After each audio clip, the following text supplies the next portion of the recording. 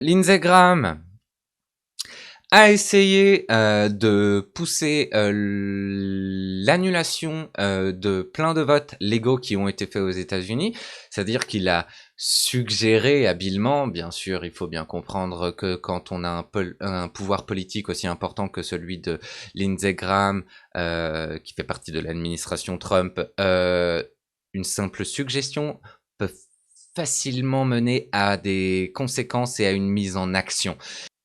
C'est-à-dire que du coup, il a simplement suggéré à Brad Raffensperger, ce qui est un nom qui me fera toujours rire, je ne sais pas pourquoi, qui est le secrétaire des États de la Géorgie, que peut-être qu'il était possible d'annuler tous les votes qui venaient des comtés sur lesquels il y avait le moins de signatures non correspondantes. Il voulait uniquement annuler les votes qui ont été faits par courrier, et on sait que la base progressiste et la base démocrate a largement été encouragée à voter par courrier et que du coup, le vote démocrate s'est principalement situé dans le vote par courrier. C'est pour ça que les élections ont pris tant de temps à être décidées d'ailleurs. C'est parce que le vote par courrier a été compté en dernier et que tous les derniers États ont été très lentement renversés par Biden grâce au vote par courrier qui a été compté à la fin. C'est intéressant de voir ça puisque les républicains aujourd'hui aux États-Unis ont tendance à dire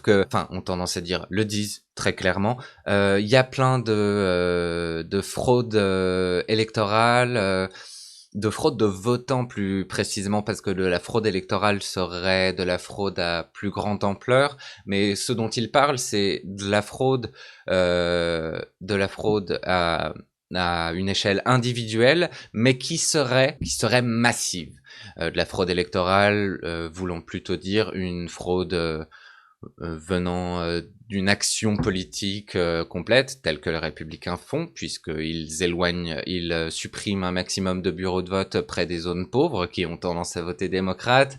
Ils ont fait le gerrymandering, ce qui est un habile dessinement des cartes politiques et des cartes électorales afin que un maximum de comtés puissent être républicains, malgré le fait que dans l'État globalement il y a majoritairement des démocrates et les républicains aujourd'hui, sous la coupe de Trump, disent que du coup il y a plein de fraudes de la part de plein de voteurs sans réussir jusqu'à maintenant à prouver quoi que ce soit. Tous leurs cas judiciaires ont été mis à bas, soit par la Cour de justice américaine, soit par eux-mêmes parce qu'ils se rendaient compte que c'était tellement absurde qu'ils voulaient pas présenter le cas, c'est-à-dire qu'il y a eu même quelques petites dissensions au sein des gens qui étaient censés présenter ces cas pour Trump. Trump voulait que ces gens-là présentent ces cas, et ces gens-là ne se sentaient pas de continuer à mentir ouvertement pour lui.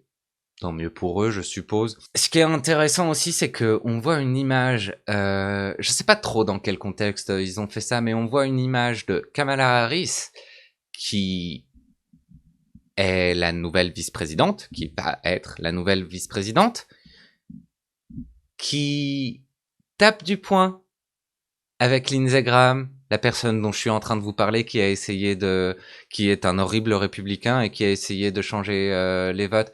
Faut comprendre que Lindsey Graham est un des pires politiciens au monde. Il a dit à la fin du deuxième mandat d'Obama qu'il ne fallait surtout pas qu'un président sortant élise un nouveau juge à la Cour suprême des États-Unis. Il fallait qu'il laisse ça au nouveau président qui venait. Et qu'est-ce qui se passe là tout de suite sous Trump? Qu'est-ce qui s'est passé il y a à peine un mois?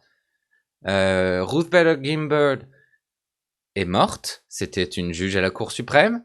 Et qu'est-ce qu'a fait Lindsey Graham? Il a dit que c'était tout à fait normal pour le président Trump d'élire un nouveau juge à la Cour suprême maintenant et de ne pas attendre pour le nouveau président de décider de ceci. Il n'a aucune pensée propre, il ne vit que pour favoriser son parti. C'est uniquement une personne partisane. Bref, Kamala Harris, qui est censée être une démocrate, et cet horrible politicien républicain ont tapé du poing ensemble.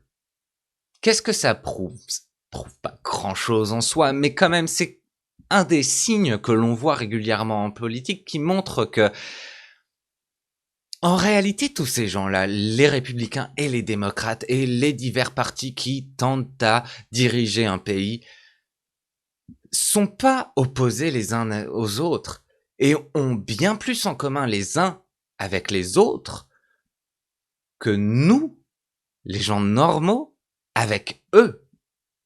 C'est une bande d'élite. C'est pour ça que je parle constamment d'oligarques. C'est une bande d'élite qui dirige le pays et qui, certes, font des pseudo-combats dans lesquels ils défendent des idéologies différentes apparemment, mais globalement, ils défendent le statu quo pour que les élites gardent le pouvoir en main. C'est tout ce qu'ils sont là pour faire. Ils sont payés pour ça. Ils sont payés par les plus puissants pour faire exactement ça. Et ils s'entendent bien plus entre eux, malgré leur soi-disant opposition idéologique, avec n'importe lequel d'entre nous.